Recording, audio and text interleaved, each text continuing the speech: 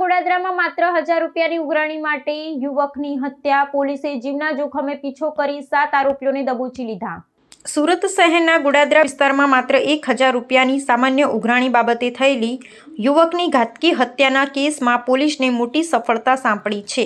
આ ચકચારી હત્યા કેસમાં પોલીસે ત્વરિત અને સઘન તપાસ હાથ ધરીને હત્યામાં સંડોવાયેલા 7 જેટલા આરોપીઓને ઝડપી પાડ્યા છે. નજીવી રકમ માટે થયેલી આ હત્યાએ સમગ્ર વિસ્તારમાં ભારે અરેરાટી જગાવી છે, પરંતુ પોલીસની ત્વરિત કાર્યવાહીથી નાગરિકોમાં સુરક્ષાની ભાવના મજબૂત બની છે. આરોપીઓને ઝડપી પાડવા માટે સુરત પોલીસે અત્યંત સાહસિક અને ચલચિત્રને ફિલ્મી ઢબે યાદ અપાવે તેવી કાર્યવાહી કરી હતી, જેના દ્રશ્યો ત્યાં લાગેલા ગુપ્ત કેમેરા સીસીટીવીમાં કેદ થયા છે. પ્રાપ્ત માહિતી અનુસાર મોટરસાઇકલ પર ભાગી રહેલા આરોપીઓને દબોચી લેવા માટે એક પોલીસકર્મીએ પોતાના જીવના જોખે આરોપીના ખભા પર કૂદકો માર્યો હતો અને વાહનને રસ્તા પર પટકાવી તેમને નિષ્ફળ બનાવ્યા હતા. પકડાયેલા 7 આરોપીઓમાં મુખ્ય આરોપી કનૈયા વિશ્વકર્મા સહિત એક સગીર વયના કિશોરનો પણ સમાવેશ થાય છે. પોલીસની આ સમય સૂચકતા અને બહાદુરીને કારણે આરોપીઓ ભાગવામાં નિષ્ફળ રહ્યા હતા.